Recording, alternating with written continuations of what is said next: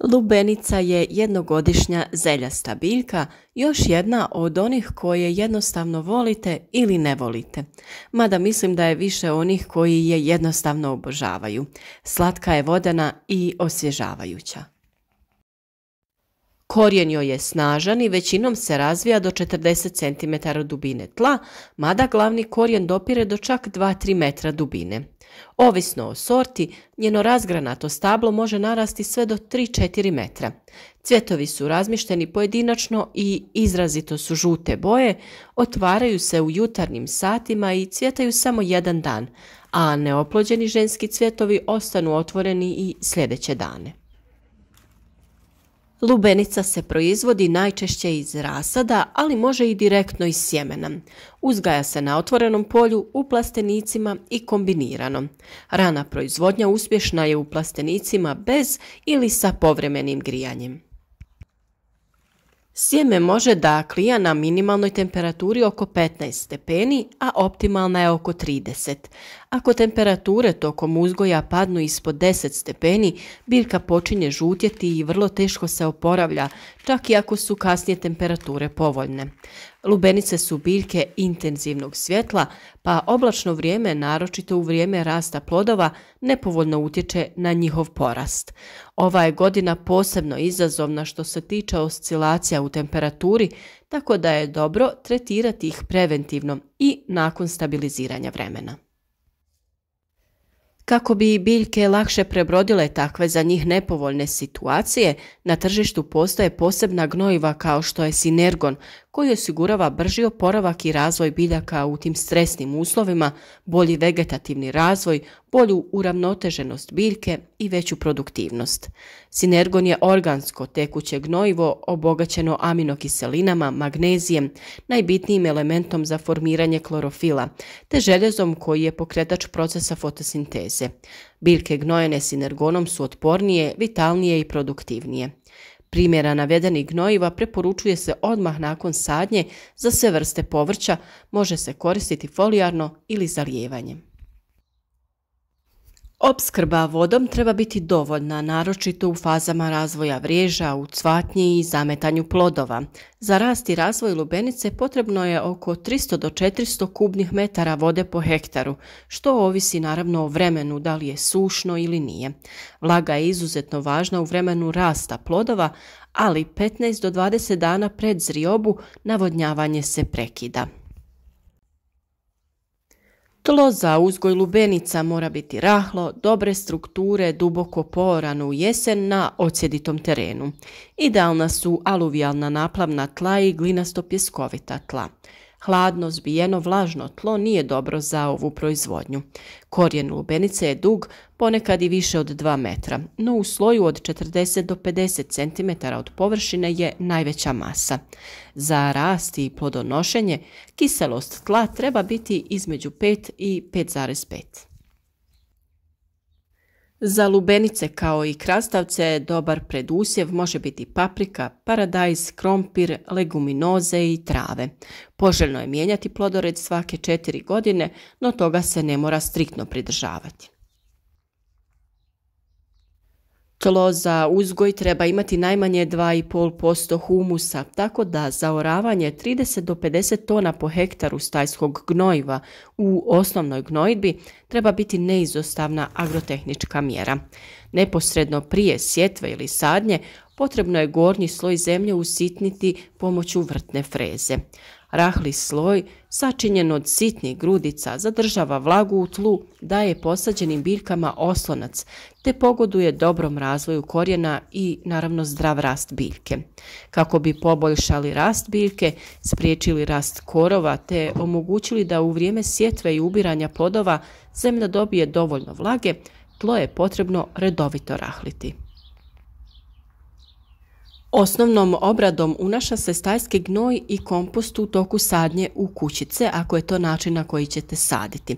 Treba voditi računa da stajski gnoj koji se unaša u toku sadnje ili sjetve bude humificiran, to jest dobro zreo, jer se u suprotnom mladi korijen ili klica mogu izgoriti i cijeli trud je uzaludan. Ukoliko stajski gnoj unosite u kućice, potrebno je oko 2 kg po kućici. Stavlja se na dno, a iznad stajskog gnoja nanosi se tanki sloj zemlje. U osnovnoj obradi unosi se i 400 do 500 kg mineralnog gnojiva MPK u omjeru 1:1. Fosfor je vrlo značajan za dobar prinos. Prihrana lubenice, ako nemate neke preporuke i analizu tla, vrši se 10 dana od presađivanja do 50% težine prva 2 ploda. Važno je pratiti razvoj biljke te u vrijeme stvaranja vriježa, tj. loza, treba prihraniti sa kanom 150 do 170 kg po hektaru u 2 ponavljanja. Prihrana se izvodi prije navodnjavanja. Treba paziti da gnojivo ne pada na list kako ne bi došlo do paleži. Ovo naravno nije važno ako imate sistem zalijevanja kap po kap, pa se gnojivo zajedno sa vodom unosi u zonu korijena. Ujedno to je svakako i najbolja metoda.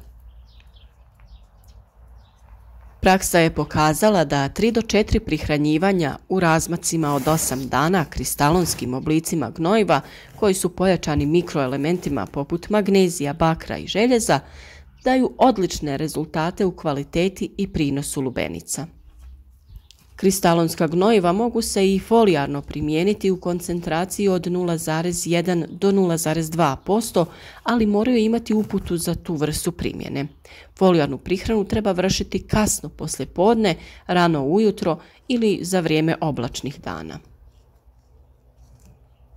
Na pripremljenu zemlju se postavlja crna folija koja mora dobro prijanjati uz tlo. Na razmak 70 do 80 cm u redu naprave se otvori u koje se sije sjeme ili se sade sadnice lubenice. Posijane ili posađene lubenice pokriju se plastičnom folijom u vidu niskog tunela visine od 50 do 70 cm. Red od reda udaljen je od 80 do 100 cm.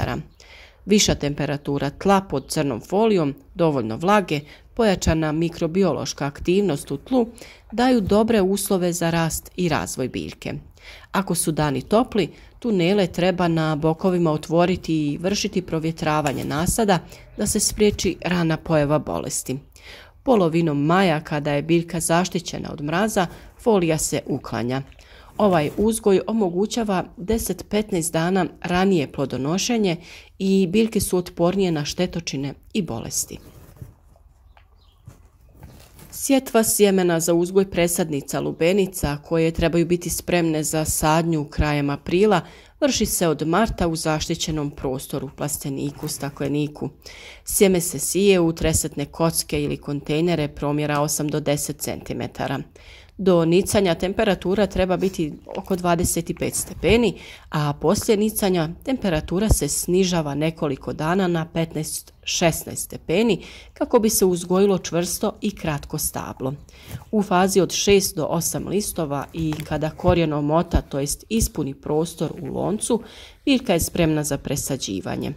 Nekoliko dana prije presađivanja temperature se postupno snižavaju, ventilacija i krovni prozori ostaju otvoreni i preko noći, a biljke se obilno zaliju dan prije presađivanja. Sadnice se ručno ili sadilicama sade u pripremljene rupe, a treba paziti da se ne posade dublje nego što su bile u lončiću. Poslije sadnje biljke treba obilno zaliti sa 25 do 30 litara vode po metru kvadratnom. Pikiranje lubenice je potrebno ukoliko smo sijali u kontejnere manjeg promjera, tako da se presade u veće posude dok se ne ostvare uslovi za sadnju na otvorenom. Prilikom pikiranja i prilikom sadnje neophodno je koristiti sredstvo protiv polijeganja rasada i gljivičnog oboljenja. Previcur Energy osigurava preventivnu i sistemičnu zaštitu od bolesti polijeganja i rane plamenjače. Osim toga, pozitivno djeluje na rast korijena i zakorjenjavanje, a biljke lakše podnose stresne uslove presađivanja. Ukoliko se koristi sadnja na foliji, međuredno kultiviranje naravno nije potrebno, ali ako je u tlu, tada je ova mjera moguća sve dok se redovi ne zatvore sa lozom i lišćem. Od početka plodonošenja lubenica se zalijeva jednom sedmično. Bolje je jedno obilno zalijevanje nego svaki dan pomalo, ako je navodnjavanje putem rotirajućih prskača, iz razloga što svakodnevno vlaženje lista ima posljedicu pojavu bolesti. Ukoliko je navodnjavanje metodom kap po kap, treba ga obavljati svakodnevno jer se na taj način ne ugrožavaju nadzemni dijelovi biljke.